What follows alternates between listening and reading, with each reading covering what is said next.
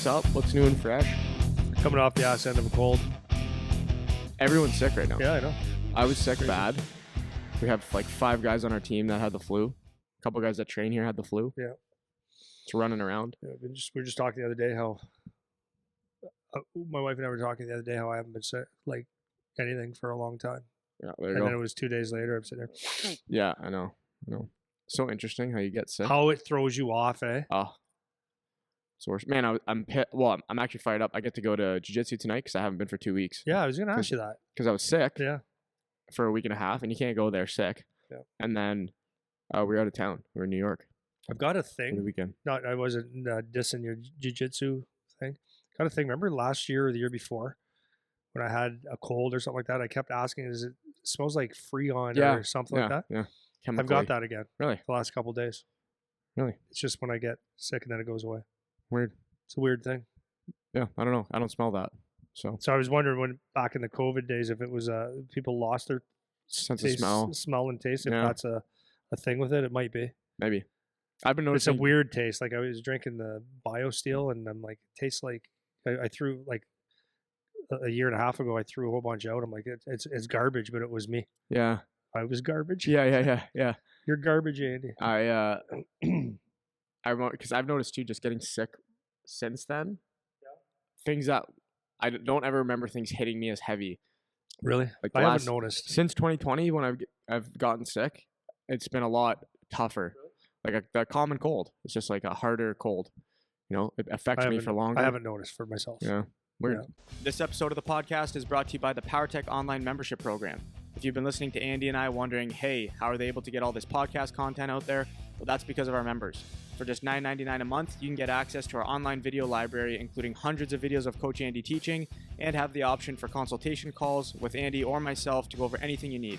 We can cover training, nutrition, coaching, parenting, agents, the junior college hockey path, whatever's of interest to you. You'll also be able to participate in our popular Ask Me Anything episodes, have access to special discount codes, and be given priority for any PowerTech in-person camps or events. If you like what we're doing here and you want to support us, this is the best way to do it. Visit powertechhockey.ca/memberships or find the link in the description of this video to learn more. So as I said, I was in New York on the weekend, which was, what a trip, 8-hour bus ride. Jesus. Got back. You know what time I got to bed? You told me. Did I? Yeah, 4. I was in my house at 4, got to sleep around 5 o'clock in the morning. Yeah. So that'd be Sunday morning around 5 o'clock. What a grind, because we drove right back after later game Saturday. So that was fine. We went there for a showcase. It was So it was Schenectady? Is that what it was? Yeah, that is where it was, which is right by Albany for people that don't know. Ish. So it was right next door to Union College and RPI, which are two. RPI is in the same area? Like it's like That's Albany, right? Albany, yeah. 15 minutes opposite directions from where our hotel was, yeah. So we had the choice. Some of those colleges you don't really hear a whole lot about, eh? No.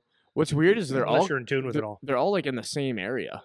Like they're really not very far. So between New York and those more coastline teams, it's not that far to get around. So it's not. Well, like there's a bulk of the population out there too, right? Yeah, it's not they're not flying all over the place. Generally speaking, to play each other, you know. So anyhow, and they kind of stick with their own conference. Yeah. They won't cross over until later into playoffs, as far as I'm aware. We're a little disconnected from college, so we try to keep up and know what's going on over there, but it's not the same as it being right involved with it. But anyways, we're there. So we had the choice on the Friday to either go to see, well, we had 3 choices. We could have not gone to a game, but we went to, I think it was the game that we ended up going to is Union College versus Harvard, or the same night, RPI, I think they were playing Dartmouth. So we went to the Union Harvard game because Harvard, big name. Right. So you go to this college, the campus. So this school, I'm going to fact check myself, but I was hearing that Union College, like a lot of those old schools, was built in like the 1700s. I think you're right. I want to look this up right now. When was Union College? Yeah, 1795. I was going to say Union 91. College. So the buildings, just the campus, super cool. Because all the buildings are super old. Yeah. Was it like I could be on a college campus right now, I wouldn't know it. Is it a big campus or not really? No? It seemed we didn't go through the whole thing, and then there's some depending on which university or college you're at, some of them will have buildings that are off campus. So they have their main little kind of neighborhood of buildings, and then there might be some off, like University of Windsor. They have the campus by the bridge, but then there's like a couple of the centers are more downtown, so they have related pieces. But for the most part, it seems like it's all kind What of type of contained school within. is Union? What does it focus on? I don't know. I'm not sure, because I know like RPI is a Polytech Institute, which is just technology type stuff. So it's not clear to me exactly if they specialize in anything in particular. But like different schools are known for different things, so I'm sure there's something. But I could look it up, but I don't really think it matters too much. It's Not probably for this conversation, to be honest. no. Oh, well, actually, it ends. It is right here. Highly selective liberal arts college. Yeah, they do have engineering there too, but they're ranked one of the top colleges, whatever. So, anyways, super old school, which is cool. We went to the rink, and the rink was old school, which was sick. So it was an old dome kind of barn, really echoey. Everything is wood with the Union colors. So we went. So character coming out its ass. Oh yeah, oh yeah. Like it was great. I took a video of it. I sent you one video of it because it felt almost like the old Windsor Arena kind of feel, but a little bit not as dirty, like not as grimy. Yeah, yeah. So it was a little bit tighter in terms of like the cleanup of it. So there's probably 3,500 people, 4,000, maybe not 4, but maybe between 3 and 4, I would say, that were there, full house, which is cool. And they're just like, it's a small town, like it's same thing. It's not a ton of, it's a university town. There's not really much else around. When you get more to the Albany side, I'm sure there's more going on there, but I think Albany's the capital. I don't know, but Albany. Maybe I'm wrong. I might be right. I don't know, but Albany would be more like a major city. So it's kind of like Albany and Syracuse are like the two major cities. There's about, I think, an hour and a half between the two. And then Union is a little off Albany, kind of in the middle of, it would be like a county, kind of, from what I could tell. Maybe I'm wrong, but this is kind of what it seemed like. Anyhow, so we watched Union play Harvard, which was unreal. So they have the whole thing, the band, the student section, the whole college experience. And man, I'm just a college guy. Like, I am just a college guy. There's nothing better for me than you go to the campus. And to your point, you talked about before how some of them it's too much. For me, it's too much. Yeah. This is like not, I even think for you, it wouldn't be too much. Unless the band and stuff is too much. But the building, the amount of people that are there. I think it's like 7 or 8, but never. If whatever it is. So it's usually more than OHL for some of the big schools, right? On average. So they would all be in the same. If you go to Michigan or whatever, it'd be the same as maybe going to see like London Knights, where it's packed house like that. And a lot of those Big Ten schools are probably like that. The major hockey schools at least. But this was nice because it was more like OHL size and style. So it didn't feel like too much. The rink wasn't too new. It didn't have all of the brand new everything. That old rink is I like the old rinks. It gives you it's a lot of character. Yeah. So that was the vibe that you got being there, which was cool. And then the game itself, it's just, these guys are just so good, man. And they're good in a different way than when you go watch an OHL game. The way that I was describing it to you, which was the same as when I was playing. There's no difference, but it's like everything was just hard.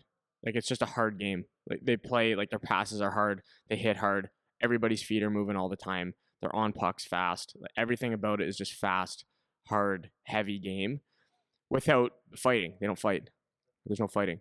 So it was really interesting to watch, and to watch my guys watch, like our team watch, and see what the actual level of these players are. The average player, even the bottom end of the lineup, guys that didn't get a lot of ice, they all are still on the same page of, the heavy, the hard, good passing kind of teams. And it's the biggest thing that I notice is the consistency through the lineup with respect to that. So I don't know how much we've talked about before. I don't know how much college you pay attention to, but I want to kind of talk about some of the differences, some of the similarities, and how to build a good college style versus OHL style player, or if they're the same, and what the differences are between those two, because those are the main options that people talk about between CHL, NCAA. So first, want to get your thoughts on, let's say, the college game in general, and then maybe you can do a little bit of a comparison to the OHL and kind of how you feel about those two things, and we'll kind of see where we go. So I can't really, honestly, I can only hear what other people, I can only say what other people hear. I don't know if that's a sentence or not, but yeah, because I've been to Notre Dame, Miami, Michigan. Um, Like to watch games yeah, in person. yeah. Yeah. So I've been to like maybe 6, and I thought the hockey was good. I thought it was very good, obviously. Um, from a style, I can't really remember the difference of the style, to be honest with you. But one thing I did notice was it was an older league, so you get older players. You're going to be it might be faster, it might be harder in some ways. Could be it's a more mature player, right? So that's the one thing I noticed for sure. Um, and then I think it's a very, very, very structured because of the amount of practice that you get. So I think Yeah. that's one thing that That's you for might sure. have. That's a good point, actually. One thing that you might have noticed is that, and I think that's what I would say when from what I saw, it was like very, very, very structured. That's Almost like that's you kind knew. of a good way. That's a good way of putting it. That's Yeah, kind of what I like, was. and I could say the same thing in with a lot of OHL teams is that you could see that there's a certain way it's played. Like some teams will like really stretch it, or some will do like push on possession, like it's you get possession, they pop out, and everybody goes. But I found that in college it was like a lot more systematic, and I think that is, and I could be wrong, but I think it's more of a function of they get heavy, heavy, heavy on the practice, and they their schools are in the class and they're in the video, and and they have I think a lot of staff that are assigned to each end of the bench and special teams and stuff like that. So I think it's a more systematic game, and I could be wrong. That's what I remember of it. And then being older and having the amount of practice, like you can work power play all day, right? Like when they're out of school, they could that ice is there for them and stuff. So I think that was probably the biggest thing. So okay, so then this I want to kind of talk about that a little bit. So from the practice perspective, because even when that's probably a better way of putting it. I think it's a more mature game because it's an older league, and that like I got Union's thing right here. Their oldest guy's in '98, right? So what's a '98 right now? That'd be 26. That's their oldest guy. That's 26. Yeah, it's 26, 98. So then they have 399s.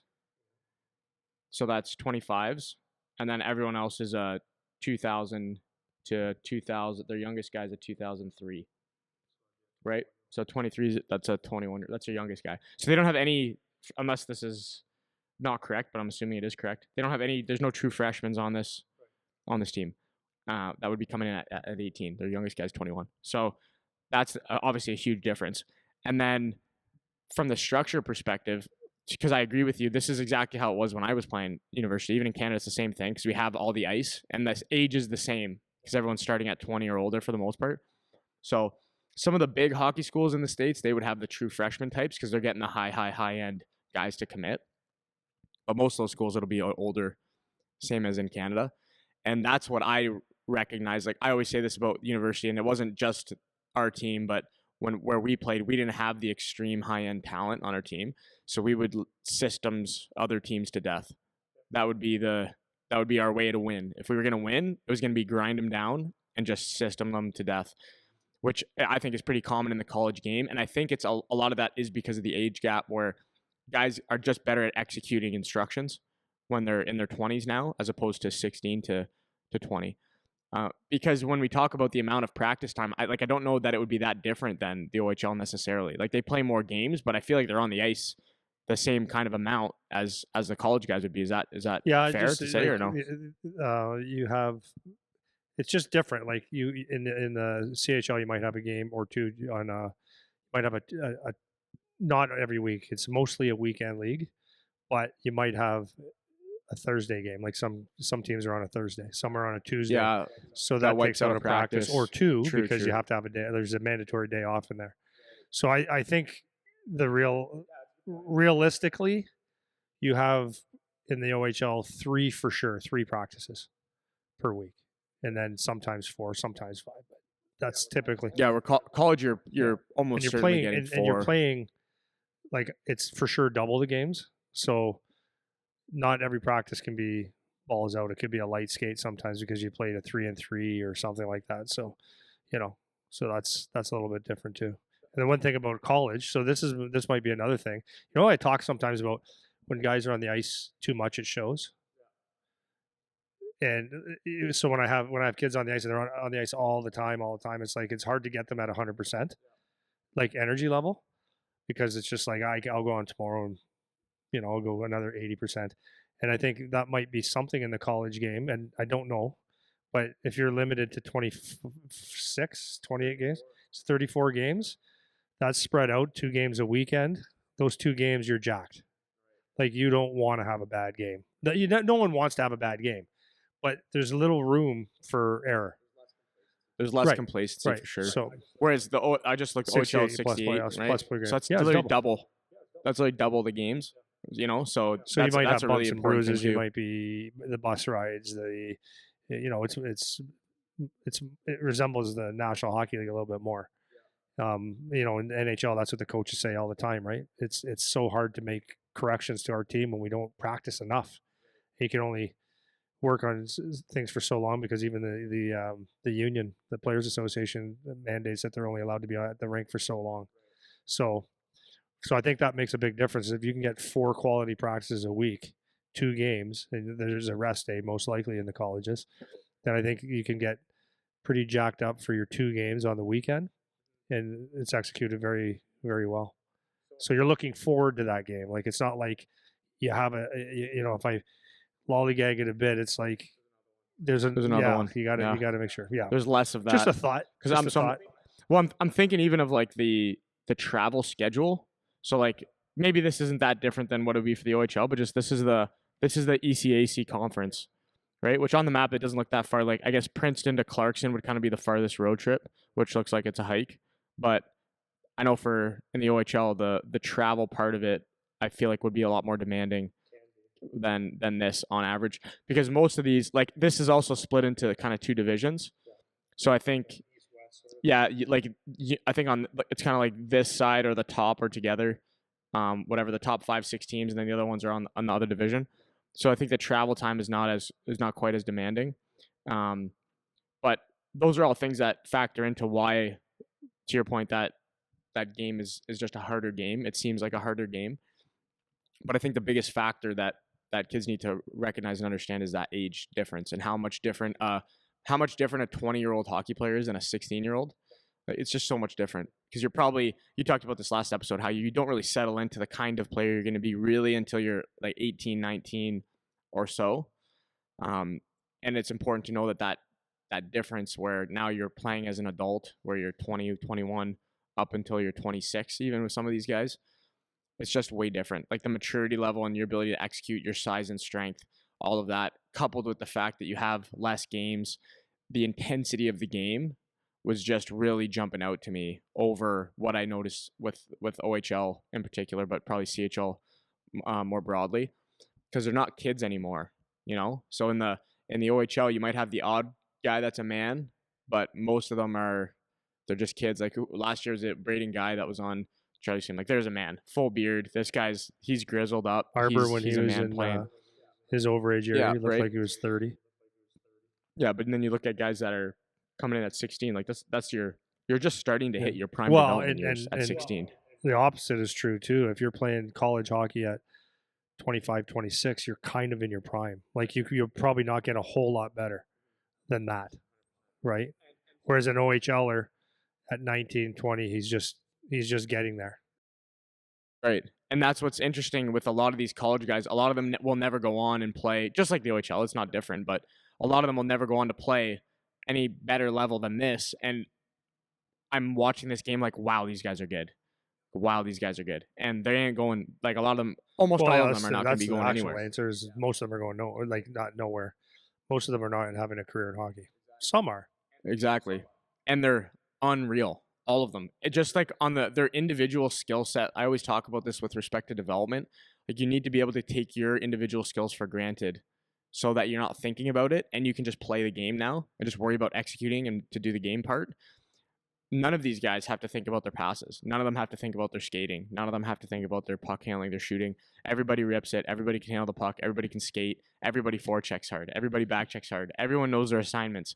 It's amazing to watch how elite level these guys are, while also knowing that they're not going to move on. You know, So if you just think about that, okay, so the max is, I don't know if that is that the age limit in U.S. college is 26. 26. I don't know that there's actually a rule on how old you can be. In Canada, like, you could in theory come back when you're 30 if you haven't already played your 4 or 5. Like, you have 4 or 5 years of eligibility, and then that's all. So once you play that, you have to either change But schools just from a or development standpoint, whatever. like when people, this is something people should always think about. Like when we'll go in 10-year increments, right? 10 to 16. So that would be 10 to, you could be eligible for CHL at 16 years old. So think of the improvement you made in hockey. Like obviously, from not playing at all or very little to practicing and getting out on the ice, and then you practice a little bit more and you play games and you get a little bit older, a little bit stronger. Your reps get more, blah blah blah. You know, from 6 to 8, 8 to 10, there's huge improvements. 10 to 12, 14 to 16. Just think of that gap of how much you've improved. A lot of people get it when they are doing their development, they can kind of go, they can look at someone 3 years ahead of them and they go, man, I got a long way to go. Or can't imagine what their hockey could be, because like, let's say they get to the OHL or CHL that first year and it's like, it's fast, it's hard. It's like, yeah, but it's like you're playing 4, sometimes 5 years older than you. You have to imagine, that's why you have to continue to do the work and understand that if you take the 26-year-old college guy, that's another 10 years. That's another 10 years of development.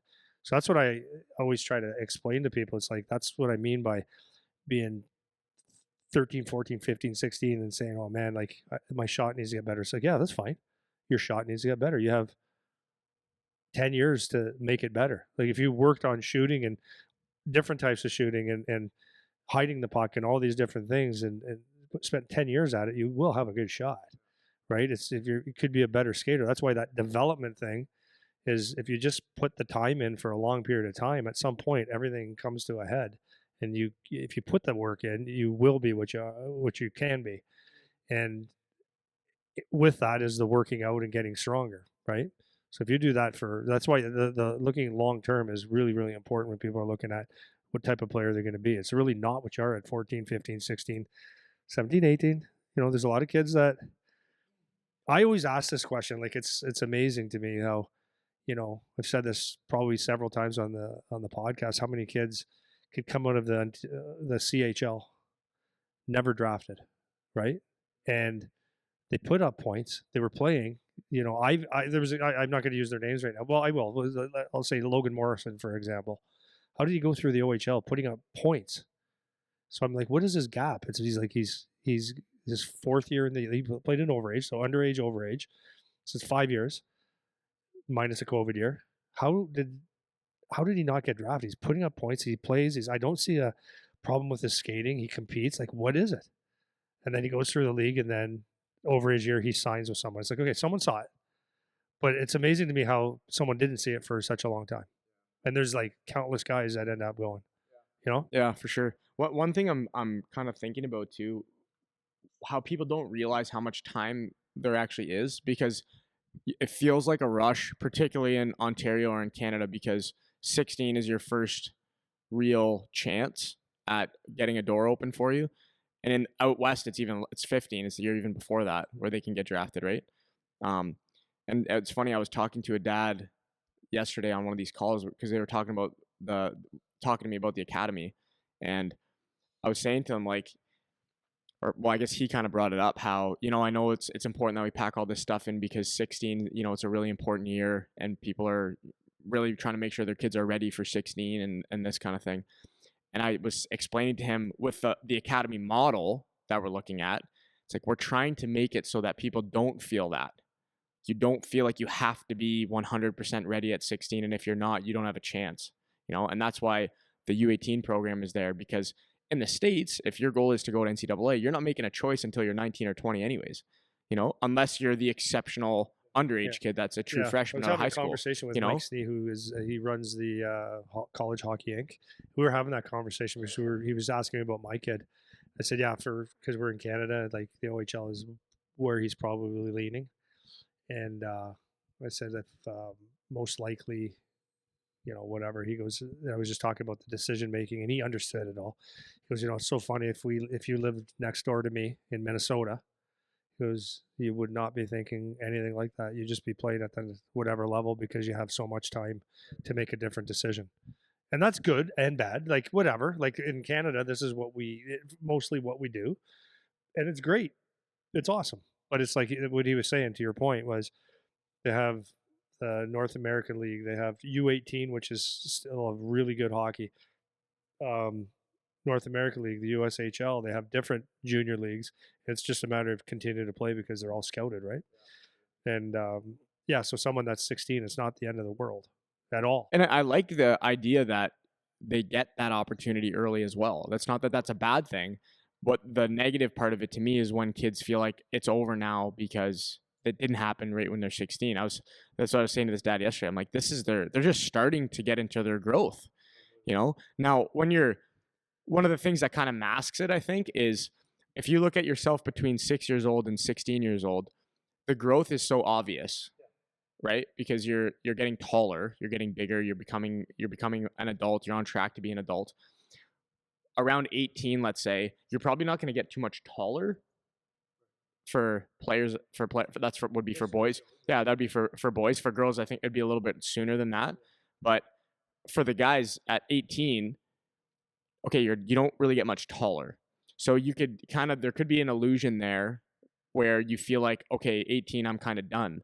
But now I'm showing you the roster, and it's like there's 26-year-olds on this team. There's 25-year-olds, 24-year-olds. That's still another 4 or 5 years that you can be developing where you hit your prime. Because it's the average age, like in the NHL, the average age of the players now 23, 24, 25, something like that, right? Early mid 20s, I'd say. And for guys to say they're in their prime as a player, it's probably that 25 I actually area. think that I don't know 100%, but I've heard it a couple of times that the actual prime of a player is like 27, 28. That's when you kind of peak. Interesting enough, because I was actually listening to Gary Roberts' podcast the other day, which, by the way, guys, if you want to listen to a good podcast about becoming a player, I was going to mention this to you. Actually, I forgot. It was on Ben Pekulski's podcast, which is Muscle Intelligence podcast. He's a Canadian bodybuilder. He did a podcast with Gary Roberts just recently. What a podcast! Awesome listen.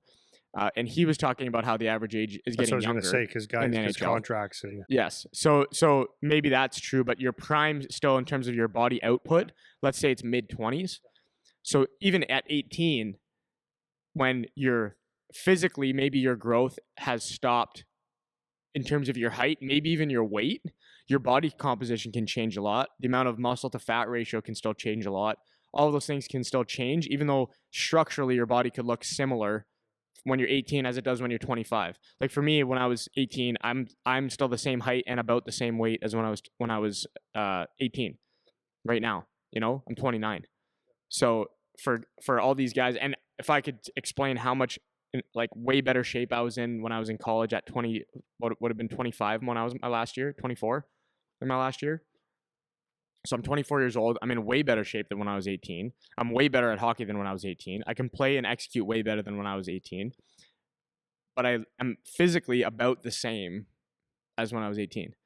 So there's an illusion that the growth stops when it doesn't stop around that time. So it's important for people to understand, especially in Ontario, because we put so much emphasis on that 16-year-old year, that there's option beyond that, and there's a ton of development years that go on beyond that. Yeah, and a lot of it comes down to ego, right? Like, and I get it. Like, obviously, you get it. You want to be the best 16-year-old. If you would like to play in the CHL, and you could get drafted first or top 5 picks, like that's awesome for the ego. That probably maybe sends a message that, look out, here comes a future NHLer, right? It sounds a lot better than being drafted in the 7th round or 9th, right? So, and no different than the NHL, right? If you're drafted in the 1st round or drafted at all, but if you're drafted in the first top 10 or something, it's like, okay, this kid's got a future, but a lot of things still can change, right? So yeah, anyways. One note too, this will be for people that always ask us about goalie stuff, because again, just the caveat, I'm not a goalie. I know nothing about being a goalie, but I was having this conversation with a goalie yesterday because they were asking about what do they do their next few years. And for goalies, they're automatically on a later development track just because of the nature of their position. So there's only 2 goalies on a team, which is way less players. There's less goalies, people that want to be a goalie, which makes up for some of that. But there's only 2 spots on every team if you're a goalie. Those guys, on on average, if you look at the average age of a goalie in the OHL, it's a few years older.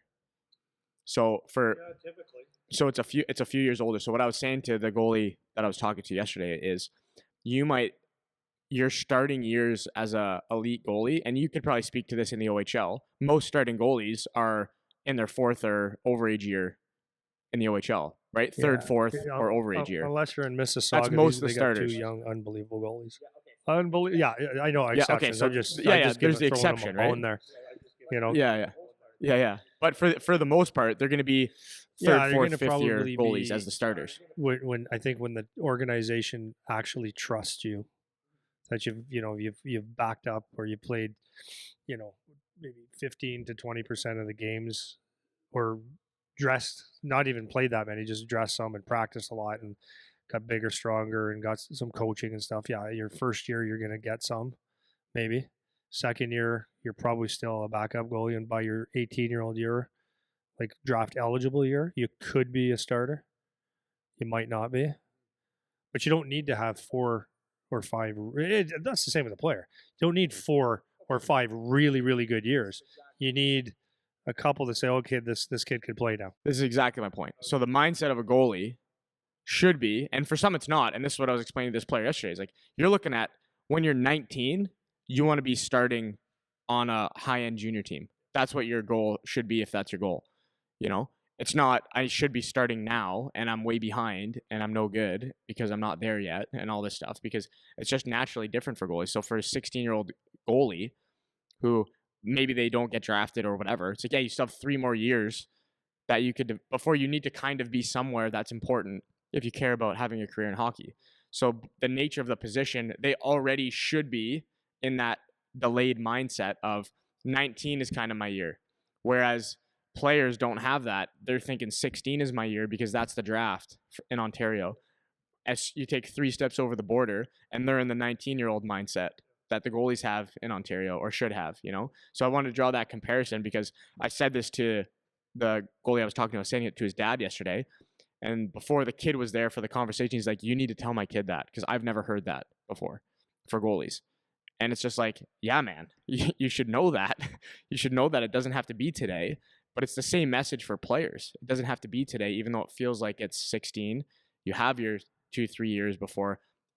It's really your last chance now to get somewhere. That's kind of 19-20. That's what it is. Your commitment year, or whatever, if school is of interest to you. So you have, instead of thinking of it as 16 is my chance, it's like I have multiple chances. I have 16 as a chance. That's an opportunity. Or 15 if you're out west.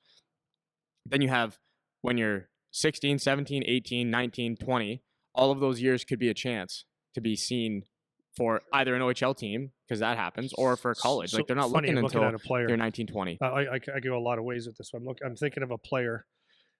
I don't want to say his name right now because I would like to, because it's a compliment to him, but I don't want to, because I wouldn't want him to think that I didn't think he was good before. But so anyways, big boy.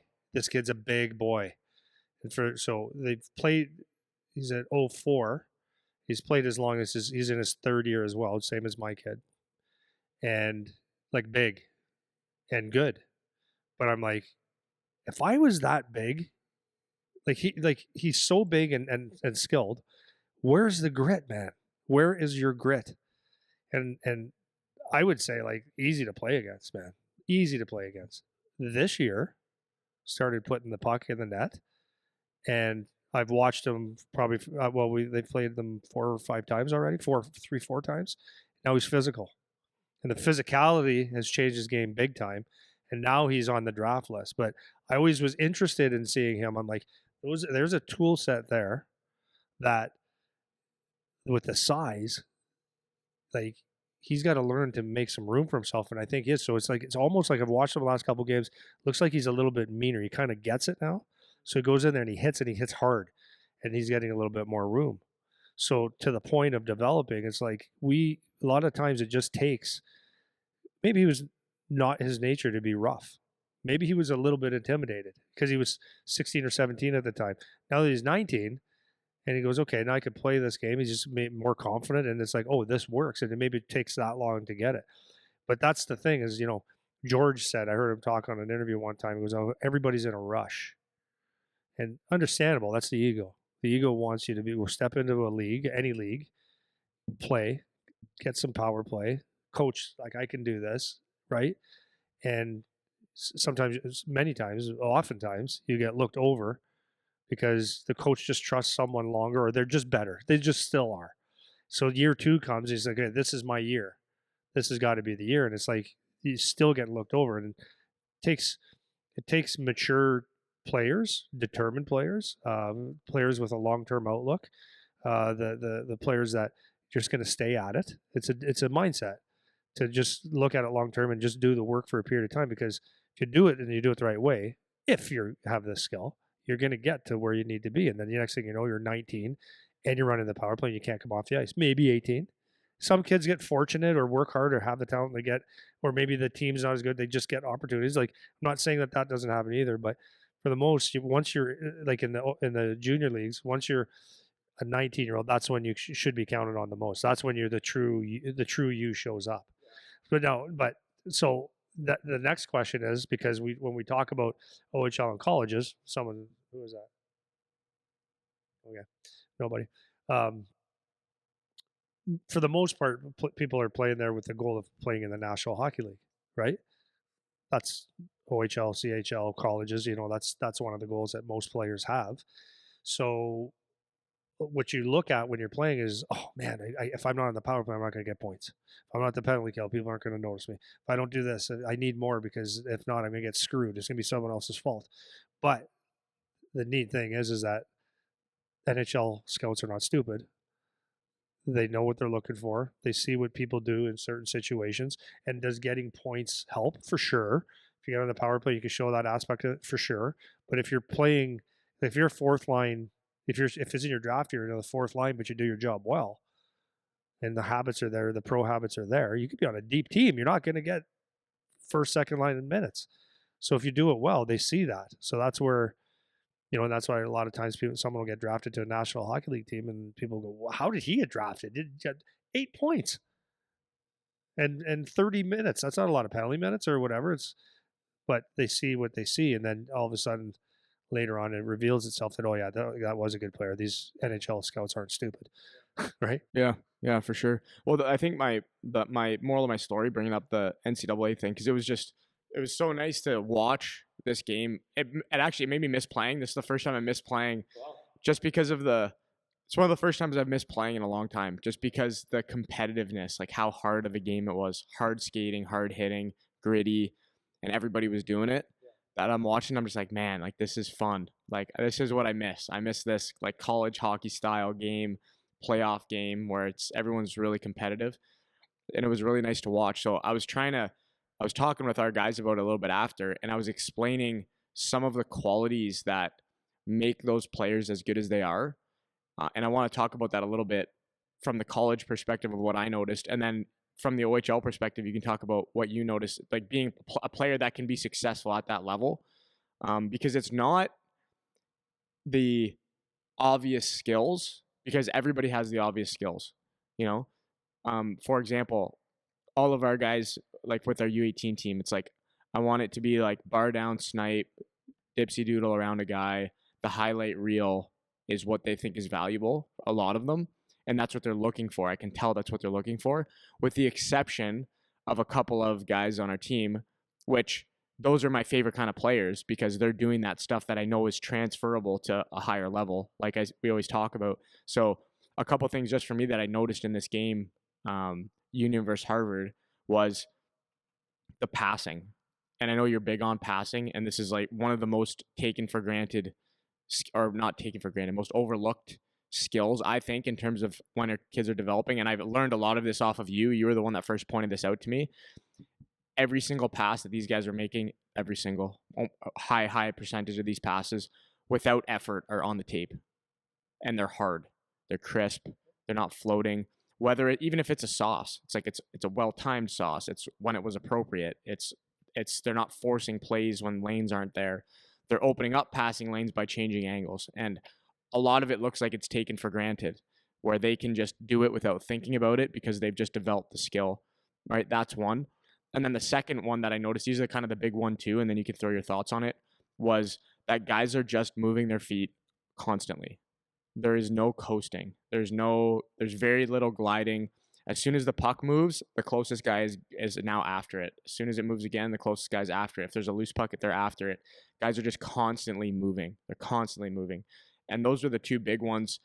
There's the next tier of it would be, like finishing your hits, good sticks, like sticks on hands, breaking up plays, gapping up quickly, all those little things that you don't really learn to appreciate or even really know about until you've had a good coach or you've played at a higher level where the coach bakes it into you.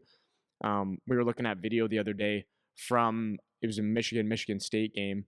And again, they just have their systems tightened up. Like everyone knows what they're supposed to be doing. But each individual player, when it came to their roles and responsibilities, one thing I noticed is how well they can gap on guys. Where as soon as the sort out happens in their D zone, for example, it's like everyone's right next to their guy. Like everyone finds them. It's just like a magnet. Like they're right on them. As soon as the puck is anywhere near it, everyone's in work mode now. Everyone's got their shovel and they're just going at it to dig pucks out. So none of that stuff is the sexy stuff. I'm not talking about shooting. I'm not talking about deking. I'm not talking about, wow, what a great skater. Like I'm not talking about any of that stuff because all that stuff is like baseline, you know? So those are the things that I noticed from the college game.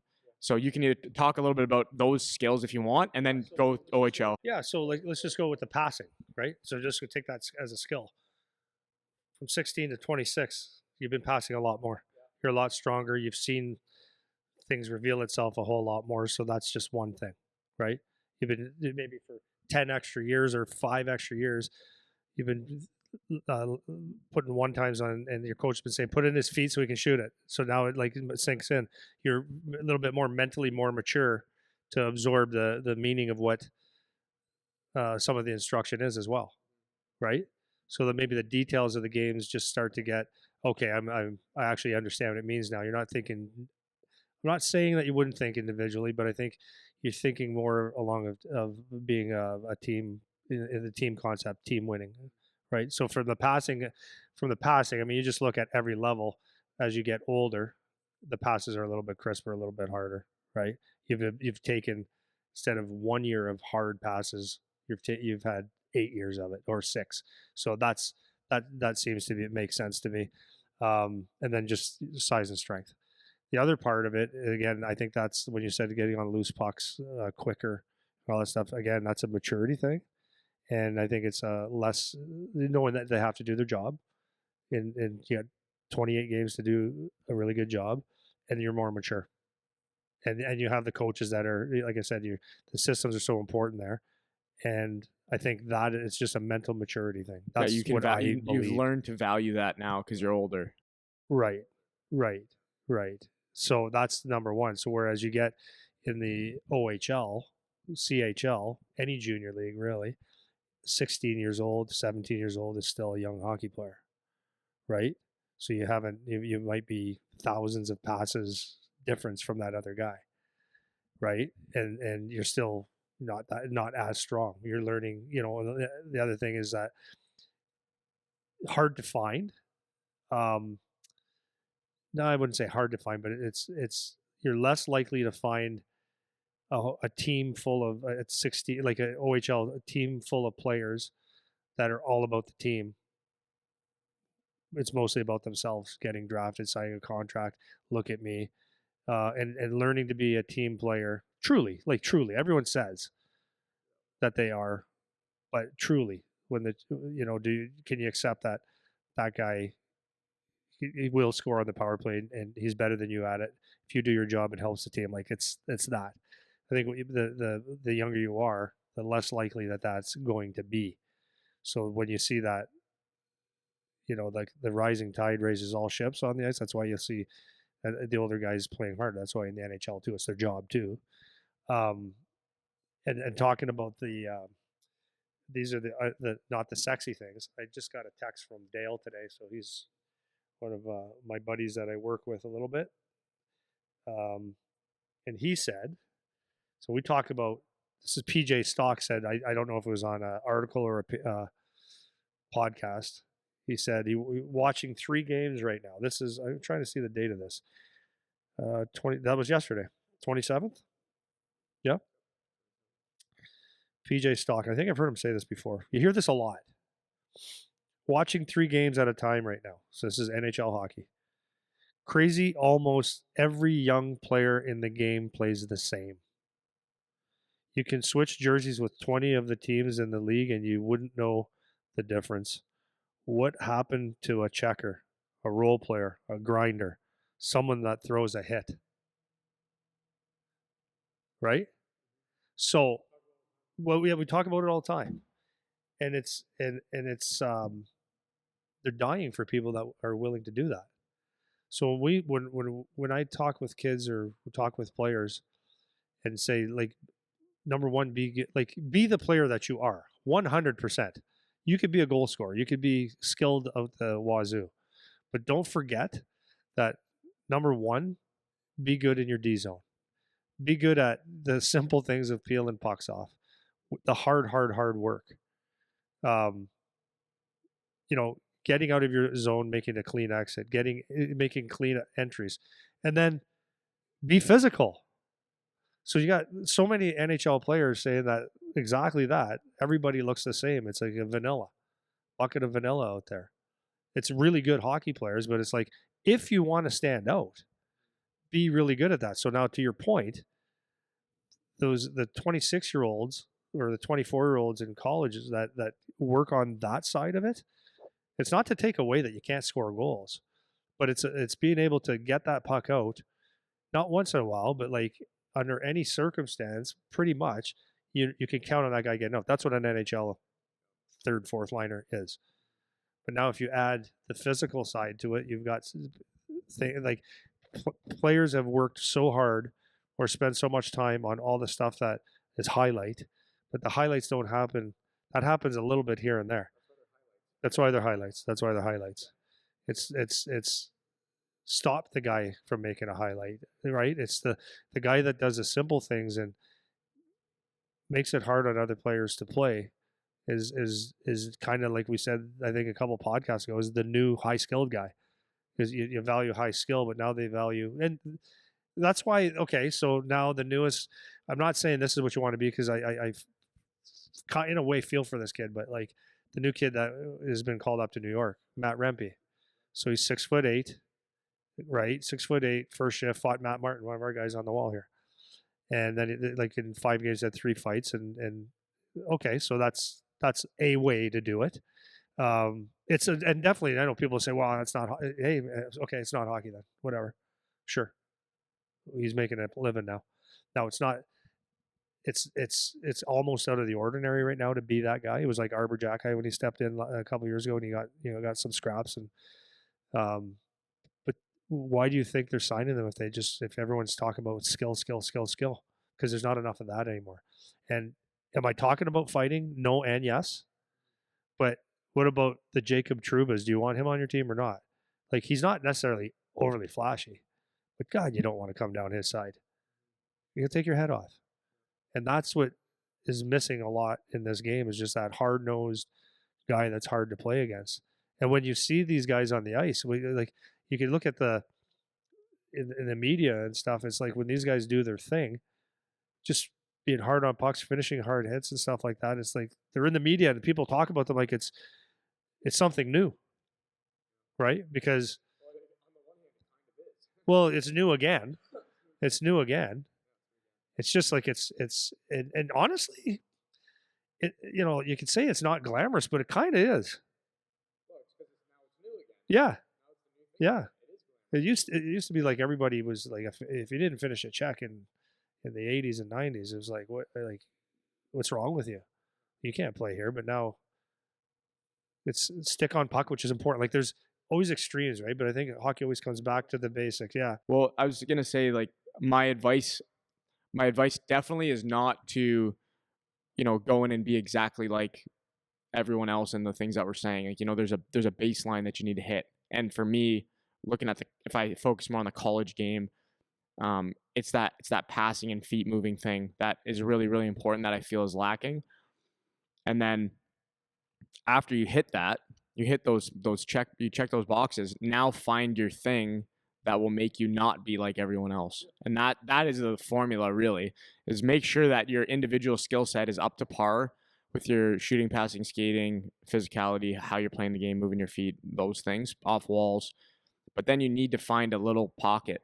Find a little pocket of something where maybe it's just on your team. Like maybe on your team, they have a physical guy and you need to find a different thing that your team doesn't already have to stand out. But you have to find that next element that you're at baseline with everybody. But then this little part of you is what is particularly valuable.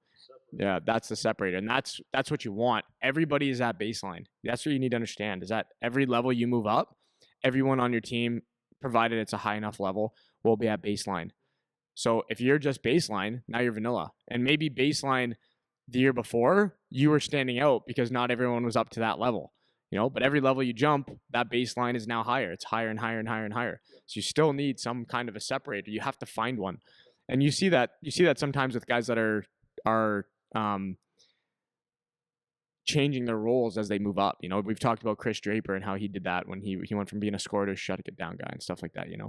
So adding to that is the baseline, right? So would you? I think. No, I'm trying to put a sentence together here because I'm trying to actually sound smart. I don't know if that's going to happen, but so you want to have some grit, like we're talking about that quote or whatever. You want to have some grit. You want to stand out in a different way. Now you could be a kid.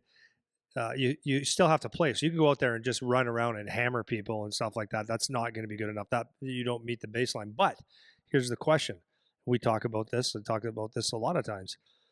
Would you rather take a team full of guys that will run around and hit everything and block shots and chip it out and be as gritty as you possibly be, or a bunch of guys that are super skilled? And for me, I mean, you have to have some, but I know that if a kid has the heart to go out and sacrifice his body or do things that make the team better, that help the team, that will block the shots and all that stuff, over time, if that kid also does a lot of shooting and stick handling and get himself to a certain level, I'd rather have a lot of those guys than just the skill guys. I know you need, like, someone's going to say, well, you can't just be a meathead. No, but I'd rather have guys that would have that aggressiveness in them and teach them some skill, rather than trying to find someone that is not willing that doesn't like to have the rough game and try to make them have that, right? I find it's a lot. I think you can do more in sometimes. Well, especially the younger too. Like the younger they are, like skills need to be developed. Individual skills need to be developed. Where that element of being gritty and being tough is, I think, harder to teach. That's a harder thing to. Yeah, right. So I think that's kind of more what you're saying. My last thing here that I wanted to finish on is I got a really nice message from someone that kid has been to some of our camps, and the mom sent a note about how their season is going and saying that the kid's having a tough season. And she's had a bunch of different questions, but I'm going to just finish on one comment because we could probably do a whole podcast on kind of what she was asking, but maybe we'll go into this more next week as well. But she was saying that, my kid goes to this, he's at an academy and he plays for a AAA team. And she was saying, we're doing all of this stuff and it just seems like it's too much of not enough. That's how she was saying it. Too much. So we're doing too much, but it's not actually becoming anything. So we're on the ice a lot. We're doing all this skill stuff. We're doing all these workouts. Like on paper, we're doing so much that should be improving the kids' play. But she says, I'm not seeing the improvement. So I'm doing too much, but it's almost like it's still not enough. Like, do I need to do more? Is what she was asking. And this is the thing that I guess tying it into kind of what we're talking about today. Maybe I want to talk more about it maybe next week, but for today, it's kind of like, are you doing the right things? And are you working on the things that the kid needs to work on if the goal is to play higher level or still move on in hockey or stick at AAA or be, yeah, right? And that was kind of an interesting way of saying it. And I want to kind of give that or leave that question with people to finish off is, are you doing too much of not enough? Are you doing all this stuff, but not seeing the actual tangible result on the ice when your kid plays? Because that's a very common question. I just hadn't heard someone say it like this before, which I thought was an interesting way of putting it. We're doing all this stuff and it still isn't enough. So it's like, well, maybe you're not doing the right stuff, you know? And I think that's a really common problem with youth hockey and how people think about their kids developing. I'm going to post this at some point too on our social media. It was from Gary Roberts. He was talking about players becoming pros and what it takes. And he just said something along the lines of, the hardest thing to do is convince them that they don't need to be on the ice. He's like, that is the hardest thing for us to get through people's heads, that to be great doesn't mean you have to be on the ice more and more and more and more and more. And that was something he learned as a pro coming back from his injury, because he had to retire early because he had, I think it was a neck injury. And then he ended up rehabbing himself and came back. He worked with Charles Poliquin and all this. And coming from him, this is arguably the most elite training company for pro players that exists right now, is Gary Roberts' program. And that's him saying that, you know, coming from him, where they're pumping out NHL players. It's like the hardest thing to do is convince them that you don't need to just be on the ice, you know? And so that's kind of my thing I wanted to say to leave off for this episode is kind of, do you feel like you're doing too much and it's not enough still? And if that's the case, then maybe the approach is wrong. Maybe we're focusing on the wrong things, because if you want to work up and play at college, get a scholarship, play in the OHL, these skills that we're talking about, a lot of them aren't what you're getting on the ice with your guys. And even if you are, maybe the quality's not there. So that's kind of the questions that you can start to ask yourself if your kid has a goal of, you know, moving on to one of those levels. So if you want to finish with your thoughts maybe on that or whatever. Well, you know, I'm 100% agreement with that. There's a time and place to be on the ice. There's a time and place to get heavily involved in trying to be the best player that you can be. But like we always say this, like when I look at people doing their camps and their skills and stuff, it's like a whole lot of nothing, right? I've seen guys just run a drill, and I'm going, I don't know what you're doing. Like I actually can't follow it, and if I can, I don't know what's it for. I can't figure out what is going to make this kid better. Now, if it was a one-off, because it would just wanted to do a whole bunch of skill stuff, get used to, you know, proprioception and getting your, you know, being in weird positions and doing it fast, and because that stuff happens in a game, right? You know, I told kids before, we use, like, if I do a day where we do a lot of pull-in stuff or toe drags, if you call it like that, I don't do it so you can go down the ice and toe drag. I do it for the one time where maybe there's a pile and you have to pull it and maybe flip it over a body. Well, that's a pull-in, right? Like, or pulling it out of a pile, or it is you see it in a game where you can pull it and shoot or whatever. But there's so much emphasis on that fancy stuff that's not going to make you a better hockey player. It's not. It's going to be like, it will help you in that instant where you need it, which is good, man. I'm not even saying it's bad, but that shouldn't be your focus. And that's why PJ Stock can put that out there and say, like, everyone looks the same, because everyone's kind of doing the same. Everyone's following everybody else, and that guy's getting another hour of ice. Well, I need another hour because he's going to be better. Goes to that lady's point, is we're doing a whole bunch of, so should we do more of nothing, right? And then exactly to come full circle is what Gary Roberts said, is like, people think that they need to be on the ice all the time. And as we say, not we, like, if you listen to people that have played the game, yeah, you know, like I was talking to 5 scouts at the end of last summer, getting advice on a player, because I work with them. And one said, keep them off the ice. Okay, that was one. Do yoga, workout and all that stuff, but just yoga, get the body moving free. I said, okay, well, I get it. I'm not going to tell this player to never not skate until August. That's not the smartest. Had another one say, don't take him off the ice. Keep him with a power skating coach and all that stuff. I said, okay, that's not the right thing either. And I had 3-4 different answers, but most of them were leaning towards get off the ice or the skating, I was like, be very specific. So it's like the specificity, that's that word, specificity, right?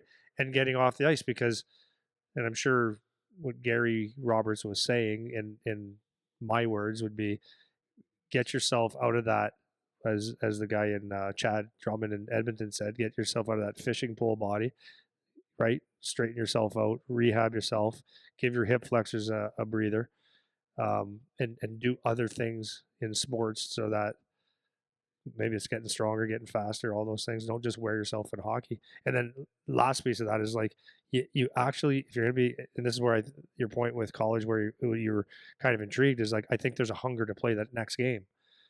So I always think it's very important that people are hungry to get on the ice. More is not always better. In fact, I think a lot of times when you're young, it's fine to get out there and stuff. But if you're not seeing a huge difference on the ice, playmaking, away from the puck, all these things, then you might want to take a look and maybe dial it back a little bit. Cool. I think I'm good. I think that was a good talk. It was a good little talk. Yeah, it was a talk. It was more of a talk today. I know, it was fun. Conversation. Yeah, it's good shit. Okay. Next week, we'll see you guys then. Goodbye.